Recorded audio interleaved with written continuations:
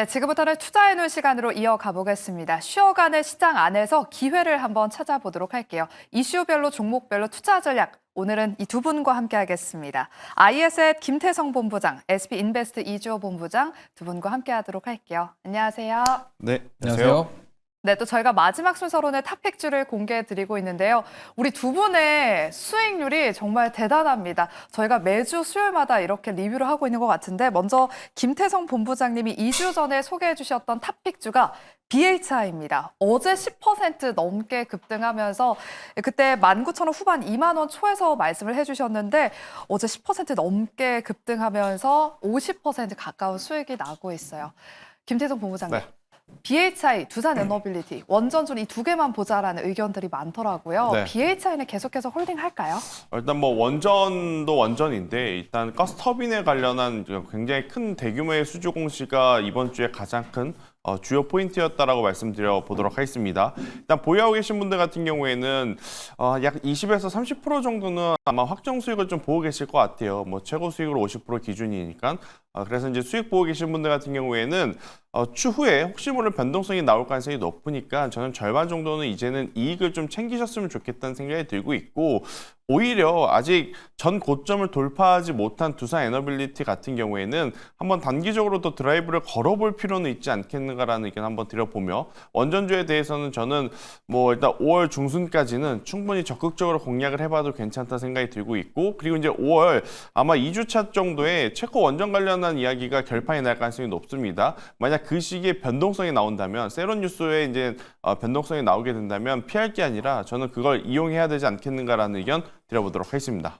네, BHI는 어느 정도 수익을 좀 챙겨보자라고 말씀해 주셨고요. 오늘도 후속주 한번 기대해 보겠습니다. 이어서 우리 이주호 본부장님의 지난주 탑픽주 LS 일렉트릭이 또 10%대 수익권에 있습니다. LS 일렉트릭도 어제 전력 설비주들이 움직이면서 10%대까지 또 급등을 했는데요. LS 일렉트릭은 더 가져가 볼까요? 네, 지금 뭐 충분히 더 들고 갈 만한 가격대라고 생각하고 있고요. 지금 뭐 대규모 정전부터 시작해서 에너지에 대한 부분들, 전력기기에 대한 수요에 대한 부분들이 계속적으로 부각되고 있다는 점을 참고하시면서 홀딩하는 전략 말씀드리겠고요. 아직 뭐 매수를 못했거나 아니면 전력기기 관련주들을 가지고 계시지 않은 분들은 한번 지금이라도 신규 매수하기에는 부담 없는 가격대이기 때문에 접근해 보셔도 괜찮다라는 말씀 드리겠고, 오늘 살짝 쉬어가고 있지만 만약에 다시 한번 전력기기나 전력 공급 이런 얘기들이 나오게 된다고 한다면 추가 시세도 한번 노려볼 수 있겠다라는 말씀 드려보도록 하겠습니다. 네, LS 일렉트릭도 계속해서 보유하면서 수익 극대화 관점으로 대응해보자. 오늘도 신규 접근 유효하다라고 말씀해 주셨습니다. 두 분의 오늘 후속주는 제가 마지막 순서로 한번 공개해 보도록 할게요. 그럼 섹터별로 저희가 투자 전략 한번 세워보겠습니다. 먼저 자동차와 반도체 이야기부터 해볼 텐데요. 트럼프 행정부가 외국에서 수입한 부품으로 미국에서 자동차를 만든다면 관세를 부과하지 않기로 결정을 했습니다. 미국에서 자동차를 제조하는 외국 업체에도 적용이 된다고 하는데요. 그래서 이 관세 완화 조치로 오늘 자동차 섹터 좀 훈풍해 보이지 않을까 싶었는데 오늘 현대차와 기아 모두 약보합권에서 움직이고 있습니다. 김태성 본부장님, 네. 여전히 주가가 지지부진한 모습인데 오늘 시장의 영향 때문인 건가요? 왜 이렇게 못 가는 걸까요? 일단 우리나라 오늘 증시 전체적으로 수급의 부재, 거래량의 부재도 지금 한몫하고 있고, 두 번째로는 이 관세가 완벽하게 협의가 된 것이 아니라 유예이기 때문에 언제든지 이러한 부분들은 변동성이 나타날 수 있다고 많은 투자자분들이 고민을 하고 계시는 것 같아요.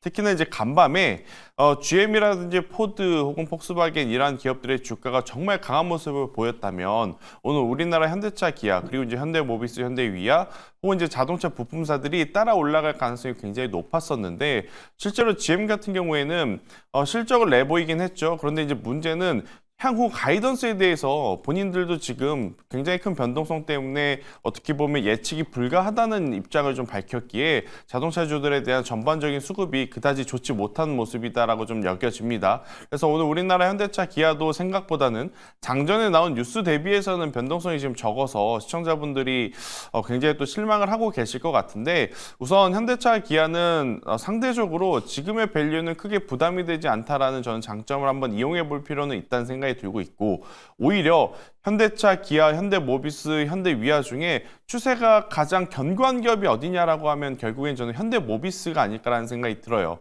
그러니까 과거에 현대모비스 같은 경우에는 현대차, 기아 물량이 좀 많았었는데 이제는 논캡티브 물량이라 그래서 GM과 포드와 같은 기업들에게도 자동차 부품을 지금 공급을 하고 있는 상황이라서 만약 부품사를 좀 보신다라고 하면 저는 현대모비스가 지금은 가장 맞지 않겠는가라는 의견까지 드려보도록 하겠습니다.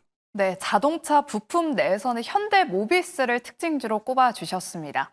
그리고 오늘 아침 10시에 삼성전자가 1분기 확정 실적을 발표했습니다. 또 앞으로의 비전을 공유하는 컨퍼런스 콜을 개최했는데 시장의 반응은 그야말로 냉랭한 모습입니다. 오늘 삼성전자, SK하이닉스 모두 지금 약법권에서 움직이고 있는데요. 이조 본부장님, 컨콜에서 별다른 내용은 없었는지 실적 세부 내용을 좀 짚어주시고요.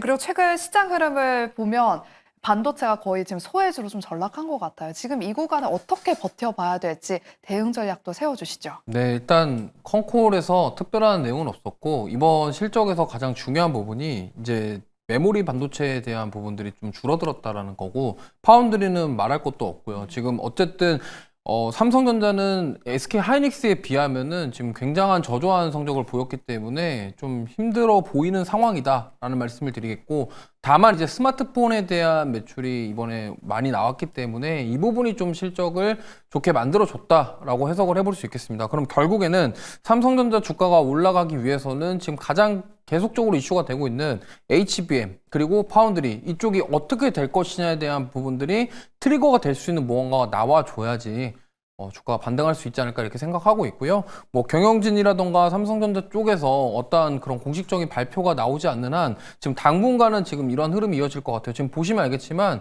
주가가 2주 동안 지금 55,000원 라인 자리에서 변동이 거의 없습니다. 그래서 계속적으로 횡보하고 있는 상황이고 뭐 매수냐 매도냐 이런 의견 자체가 없는 상황이기 때문에 사실 뭐 이거는 당분간 좀 이런 흐름들이 이어질 가능성이 높고 어쨌든 관세에 대한 리스크도 완벽하게 해소가 되지 않은 상황에서 지금 삼성전자의 앞으로 방향에 대한 그런 사업에 대한 그런 성장성 이런 것들에 대해서도 한 번 더 생각해 볼 필요는 있다고 생각합니다. 그래서 당분간은 이런 지지부진한 흐름이 이어질 것 같고 트리거가 될 수 있는 소식이 나온다고 한다면 그때 좀 의미 있는 반등이 나오지 않을까 이렇게 보고 있습니다. 네, 당분간은 반도체 섹터 부진한 흐름을 이어갈 것이다라고 말씀을 해주셨습니다. 그럼 이어서 조선과 방산 투자 전략도 한번 짚어보도록 할게요. 오늘 한국을 찾은 존 펠란 미 해군성 장관이 HD 현대중공업과 한화오션을 오후에 찾는다는 기사가 전해졌습니다. 조선주들 오후장 혹은 앞으로 5월 달에 좀 움직이지 않을까 하는 기대감이 좀 모아지고 있는데 현재 조선주들은 역시나 시장에 지수가 밀려서 그런지 조선주들도 역시나 지금 지지부진한 모습인데요. 김태성 본부장님. 네. MRO 협업과 관련해서 구체적인 논의가 나올지 좀 기대가 되고 있어요. 네. 한화오션 블록딜 매각 이슈 이후에 조선주들 좀 조정이 나왔잖아요. 단기적인 반등의 재료로 좀 활용이 될 수 있을까요? 일단 어제 이 시간대만 하더라도 하나오션이 시장 전체적으로 약간의 투심을 훼손시키는 것 아니냐라는 고민이 있었다가 사실 하나오션을 제외한 대다수의 조선 혹은 조선 기자재 종목군들이 아랫꼬리를 달리면서 오히려 좋은 모습을 좀 보이며 종가를 형성을 했는데 오늘은 추가적인 상승세를 좀 보이기보다는 지금 조정이 좀 나오고 있어서 많은 또 시청자분들이 고민이 많은 섹터 중에 하나가 조선일 것 같아요. 우선 상징적으로 이 MRO에 대한 부분은 저도 긍정적이다라고 생각을 합니다. 하지만 우리가 이제 MRO라고 하는 산업에 대해서 방심을 하지 말아야 될 게 이게 저마진 산업이 될 가능성도 굉장히 높다라는 거죠. 그래서 하나 시스템도 그렇고, 아니 하나 시스템이 아니죠. 하나 오션도 그렇고, 그리고 이제 하나 엔진도 그렇고, 뭐 HD 현대중공업도 그렇고, 지금 MRO와 엮여 있는 기업들 같은 경우에는 충분히 기존의 본업을 통해서 수주 잔고를 확인을 하는 게 저는 먼저가 아닐까라는 생각이 들어요. 그런데 지금 방금 거론됐었던 다수의 기업들이 수주 잔고가 워낙 높은 상황에도 불구하고 주가가 이미 선반영되어 있다라는 핑계로 지금 조정이 나오고 있는 구간이라 보유하고 계신 분들이 저는 빠르게 매도할 필요는 없겠지만 신규 매수하고자 하시는 분들이 욕심을 낼 구간은 저는 조금 아니다라는 생각이 듭니다. 매수를 하시려거든 한 2주 전에 저는 하는 게 맞았었다라는 생각이 들고 있고, 그때 하지 못하셨던 분들, 그리고 이제 지금 신규 매수를 고려하고 계신 분들 같은 경우에는 조금 기다리시는 게 맞지 않을까. 가격적으로 조정이 나온다기보단 수급적인 변동성에 따른 기술적인 종목별을 좀 차별화 조정이 나올 가능성이 높으니 그것을 지켜보고 저는 천천히 담아내는 전략이 지금은 필요하다. 중장기적으로 여전히 조선과 혹은 방산 같은 경우에는 긍정적일 수밖에 없다는 의견 한번 들어보도록 하겠습니다. 네, 일단 조선주들은 조금 더 시간을 가지고 차분히 대응을 해보자라고 말씀을 해주셨습니다. 그리고 현재 한화 에어로스페이스의 실적이 발표가 됐습니다. 1분기 연결 영업이익이 5,608억 원을 기록하면서 컨센서스 추정치를 상회하는 실적을 발표했는데요. 그럼에도 불구하고 지금 세론 물량이 나오면서 지금 3% 넘게 밀리고 있습니다. 이주호 본부장님. 역시나 세론 물량에 좀 주의를 해야 되나 봐요. 지금 남은 오후장에 한화 에어로스페이스를 비롯해서 방산주들 어떤 대응 전략이 좀 필요할까요? 일단 지금 하나오션에 대한 블록딜 소식이 좀 작용을 하는 것 같습니다. 그래서 일단 좀 차익 매물이 좀 나오고 있고요. 사실 가격적인 부담감이 있는 상황이기 때문에 이 조정을 피해 가기는 좀 어려울 것 같아요. 그리고 지금 실적 자세히 보면은 물론 전년 동기 대비해서는 굉장히 좋은 의미 있는 숫자가 나왔습니다만 4분기, 작년 4분기 대비해서는 좀 많이 줄었거든요. 그렇기 때문에 이러한 부분들에 있어서 실망스러운 어떤 매물들. 왜냐하면 작년 4분기 대비해서 굉장히 저조한 모습으로 1분기 실적이 나왔기 때문에 물론 매출은 늘었습니다만 어쨌든 지금 영업이익이라던가 순이익이 작년 4분기 대비해서 현저하게 줄었기 때문에 물론 작년 대비해서는 굉장히 늘었다. 그럼 뭐 이걸 해석의 차이가 있겠습니다만 어쨌든 이러한 부분들이 여러 가지로 고점에 대한 부담감 속에서 차익 매물이 지금 출회되는 모습이 아닐까 이렇게 생각하고 있고요. 앞서 말씀하신 것처럼 좀 지금 당장 이게 살짝 빠졌다고 해서 이게 조정이다, 기회다 이렇게 생각하시기보다는 조금 추이를 지켜보시면서 좀 어느 정도 가격 부담을 덜어낸 선에서 재진입하는 것이 맞다라고 생각하고 있기 때문에 이 점 참고하시면서 대응해 보시면 좋을 것 같습니다. 네, 한화 에어로스페이스 현재 실적 발표 이후 한 3%대 하락세를 보이고 있습니다. 이 조정 구간이 기회다라고 보시기보다는 조금 더 지켜보자라고 말씀을 해주셨습니다. 그럼 다음으로는 저희가 관세 무풍지대로 거론되는 섹터들, 오늘 또 한한령 이 이야기 또 많이 들으셨을 겁니다. 먼저 화장품 이야기부터 해보도록 할게요. 개장 전에 아모레퍼시픽이 호실적을 기록하면서 장 초반부터 화장품 종목들로 또 수급이 들어오고 있습니다.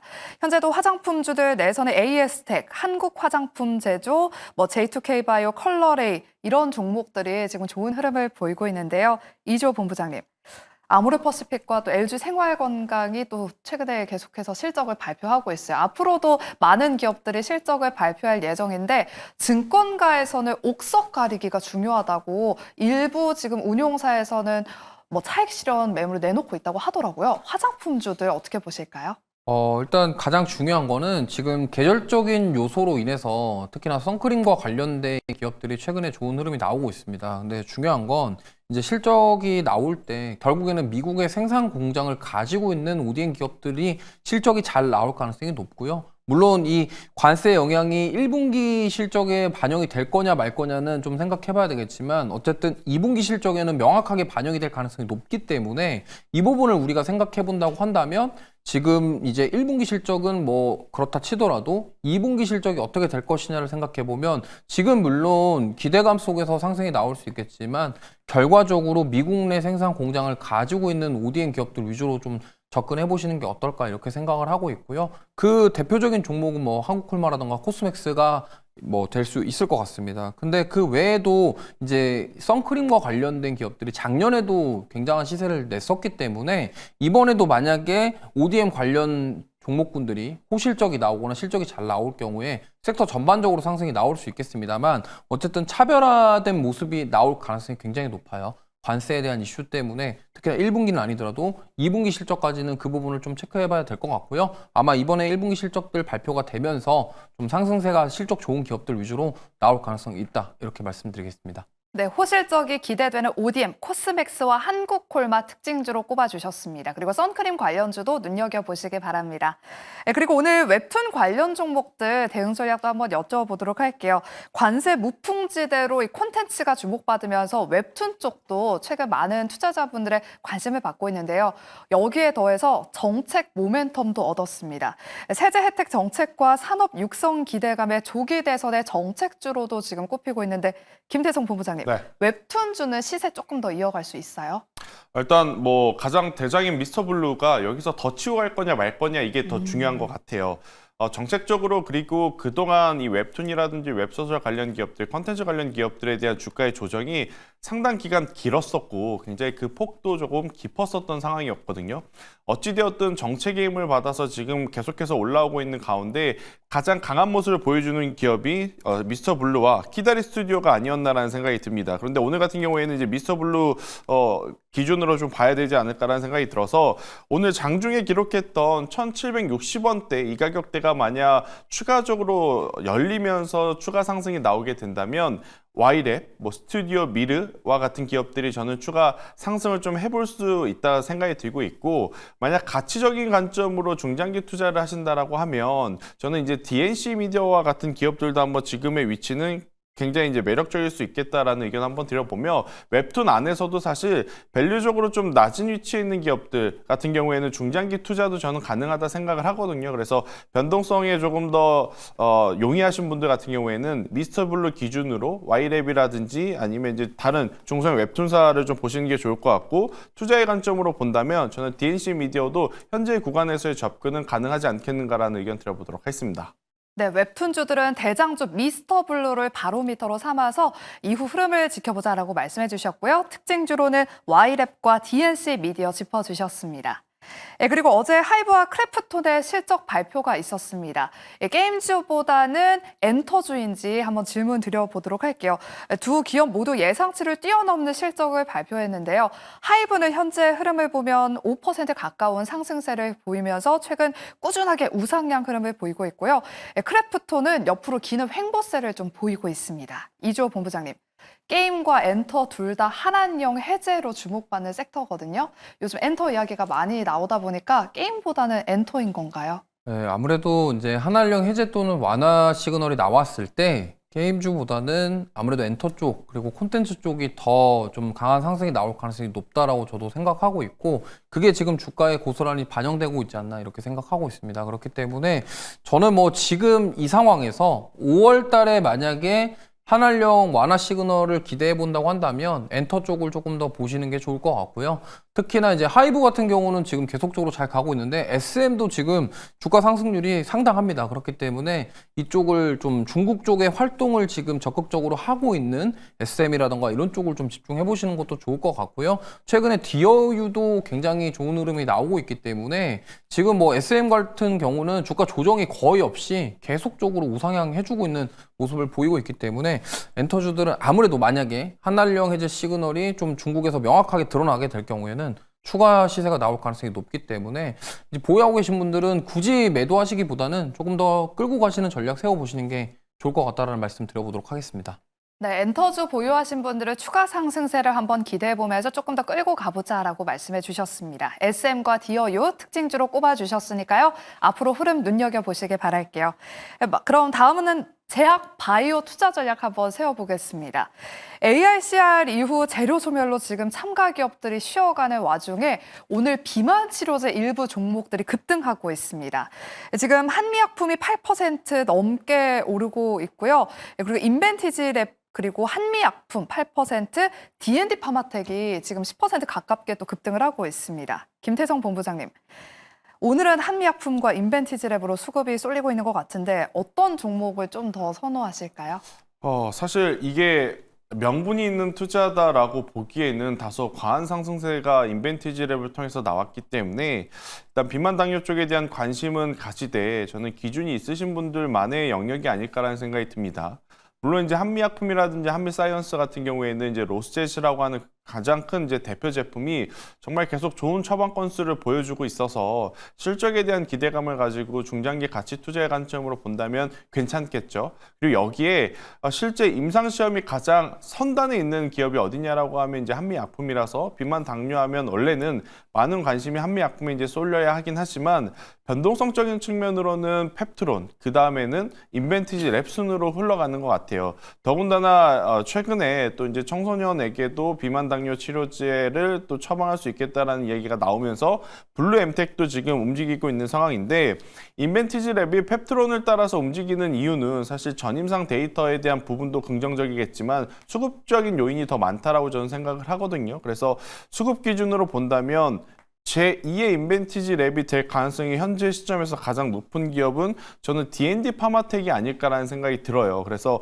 D&D 파마텍 같은 경우에는 저는 가격적으로 보면 오늘의 시초 가격, 그러니까 이제 62,000원이라는 가격대 밑으로만 내려가지 않았을 시에 오히려 인벤티지 랩의 주가를 만들었던 수급이 이쪽으로 한번 이동해 볼 수도 있지 않겠는가라는 조심스러운 의견 한번 드려보도록 하겠습니다. 네, D&D 파마텍은 제2의 인벤티지 랩을 한번 꿈꿔보도록 하겠습니다. 마지막으로 오늘 소외됐던 종목들이 좀 움직이고 있어서 짧게 한번 여쭤보도록 할게요. 증권주가 호실적 기대감에 오늘 강세를 보이고 있습니다. 현재 미래에셋증권 7% 넘게, 신영증권, 삼성증권 등 증권주들이 이 서학 개미들이 증가하면서 실적 기대감이 오늘 오르고 있는데요. 이주호 본부장님, 증권주도 어떻게 보면 관세에서 좀 자유로운 섹터잖아요. 증권주는 좀 신규 접근 유효할까요? 네, 신규 접근도 괜찮은데 일단 좀 많이 올라왔습니다. 그렇기 때문에 사실 지금 따라가기에는 조금 부담스럽긴 하지만 그럼에도 불구하고 지금 어떻게 보면은 새로운 정부가 들어서는 과정, 그다음에 여러 가지 뭐 상법 개정부터 시작해서 좀 여러 가지 기대감들이 있는 상황이기 때문에 이 부분에 있어서 앞으로 추가 상승이 충분히 나올 가능성은 있다고 생각하기 때문에 만약에 좀 보다 안전한 투자처 찾고 싶다, 변동성 적지만 안전한 투자처를 찾고 싶다 하시는 분들은 좀 내수 쪽으로 좀 집중되어 있는 이런 증권주들 보시면 좋을 것 같습니다. 네, 그럼 마지막으로 두 분의 탑픽주를 한번 여쭤보도록 하겠습니다. 또 오늘 증권주뿐만 아니라 건설주도 가서 저희가 한번 질문을 드려보려고 했는데 우리 김태성 본부장님이 준비한 오늘 탑픽주가 딱 이쪽에 있어서 그냥 바로 여쭤보도록 할게요. 오늘 탑픽주와 함께 건설 안에서 가지고 오셨더라고요. 건설주들 추가 상승도 한번 기대해 볼 수 있을까요? 사실 이제 건설 같은 경우에는 우리나라 주택경제 시장이 지금 그렇게까지 좋은 상황이다라고 말하기에는 어렵죠. 그래서 다수의 건설주들이 테마적으로 움직이는 것 제외하고는 사실 실적을 보이면서 움직이는 기업이 많지 않은 상황 속에 저는 그래도 이제 두 기업은 꼭 체크를 해야 될 것 같아요. 지금 화면에 나가고 있는 이제 중소형 건설사들은 여러분들이 한번 재무제표를 시간 되실 때 한번 보시면 깜짝 놀라실 겁니다. 그러니까 지금 당장 돈을 버는 것보다 아무래도 이제 정치 테마적인 부분이 많이 엮여서 지금 시세가 나오고 있는 상황. 그런데 이제 그 와중에 실적이 받쳐주면서 올라가는 기업은 지금 두 기업으로 압축을 할 수 있을 것 같아요. HDC, 현대산업개발, 그리고 이제 DLENC. 저는 그중에서 지금 DLENC가 추세적으로 악성 물량이 가장 적지 않겠는가라는 의견을 한번 드려보도록 하겠고, 또 이제 본업에서의 실적 성과 또한 굉장히 좋은 모습을 좀 보이고 있어서 현재 구간에서 4만 원이라는 가격대만 이탈하지 않는다라는 전제 조건하에 천천히 건설주들도 한번 모아가 볼 필요는 있을 것 같아요. 특히 이제 건설 같은 경우에는 전체적으로 정책적인 인프라 투자라든지 또 이제 우크라이나 재건이라든지 이런 뉴스에 조금 더 민감하게 또 반응을 할 수 있는 부분이 있기에 저는 DLENC 현재 구간에서 4만 원 손절 라인 잡으시고요. 만약에 추가적으로 상승한다 했었을 때는 5만 원이라는 가격대를 목표가로 잡고 대응을 해보자라는 전략을 드려보도록 하겠습니다. 네, 오늘 김태성 본부장님의 탑픽주는 DLENC고요. 목표 주가 5만 원, 그리고 손절가는 4만 원으로 제시해 주셨습니다. 이어서 우리 이주호 본부장님의 탑픽주도 바로 공개해 보도록 할게요. 어떤 섹터에 어떤 종목 준비하셨을까요? 네, 사실 오늘 얘기했던 섹터에 없는데요. 네. 그래도 지금 수급이 너무 좋아서 가져와 봤습니다. 현대무벡스라는 종목인데 이 종목 같은 경우는 지금 4월 한 달 내내 기관 외국인들이 그냥 한 달 내내 매수하고 있는 종목 중에 하나입니다. 그리고 최대 주주가 현대 엘리베이터인데 현대 엘리베이터 하면은 딱 떠오르시는 게 있을 거예요. 남북 경협. 그래서 정책과 관련해서 연결되어서 이쪽으로도 가능성이 있다라는 점. 그리고 이제 물류 자동화 사업을 하고 있는데 지금 얼마 전에 오리온향 416원 가량의 수주 공시도 나왔습니다. 스마트 물류 관련해서. 그래서 이 현대무백스 같은 경우는 스마트 팩토리, 그러니까 물류 이송과 로봇과 관련된 이런 솔루션과 관련된 사업을 하고 있다. 이렇게 보시면 되겠고요. 좀 지금 어떻게 보면은 수급적으로 너무 좋은 상황, 그리고 남북 경협과 엮일 가능성까지 더해지면서 저는 만약에 이 4,700원대를 돌파를 한다고 한다면 한번 시세가 강하게 나오지 않을까 이렇게 생각해서 오늘 가져와 봤고요. 목표가는 5,250원, 손절가는 4,000원 제시해 드리도록 하겠습니다. 네, 우리 이주호 본부장님이 현대무백스 수급이 쏠린다라고 하셔서 보니까 정말 외국인이 이번 달에 엄청나게 담았네요. 오늘같이 좀 눌림목 구간에서 한번 공략해 보도록 하겠습니다. 4,700원을 뚫으면 목표가 5,250원까지 바라보자라고 말씀해 주셨으니까요. 남은 오후장에 오늘의 탑픽주 DLENC와 현대무백스 눈여겨보시길 바랄게요. 저희가 준비한 순서는 여기까지입니다. 저희는 내일 쉬고 금요일 이 시간에 다시 돌아오도록 할게요. 함께해 주신 여러분 고맙습니다.